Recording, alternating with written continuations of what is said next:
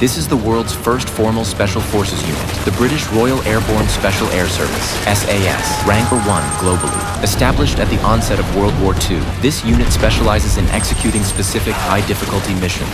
Subsequently, the training methodologies of many nations' Special Forces units drew inspiration from this British unit. This includes the US Delta Force and Navy SEALs, whose personnel frequently undergo training in the UK. To alter the battlefield dynamics and rescue besieged British troops, SAS founder Lieutenant Sterling proposed a bold initiative: form an 80-man parachute squadron to infiltrate enemy territory via high-altitude desert jumps. Their mission: sabotage German supply lines, airfields, fuel depots, and other critical infrastructure to undermine enemy rear operations and weaken German combat effectiveness. However, Lieutenant Lewis deemed the plan excessively risky. No one had ever attempted high-altitude desert parachuting before. Strong desert updrafts could prevent landing, causing them to ascend instead of descend. The lack of ground landmarks made identifying landing zones nearly impossible. Compounding the risks was the extreme temperature difference of nearly 80 degrees between the sky and the desert floor, making the entire endeavor fraught with unknowns and perils. To test the plan's viability, Sterling procured a mail plane and prepared to personally attempt a high-altitude desert parachute jump. Prior to this, he had only practiced basic parachute maneuvers on the ground. Once everything was ready, Sterling immediately donned his parachute, removed the aircraft's cabin door. Once the sandstorm subsided, the two men swiftly boarded the plane,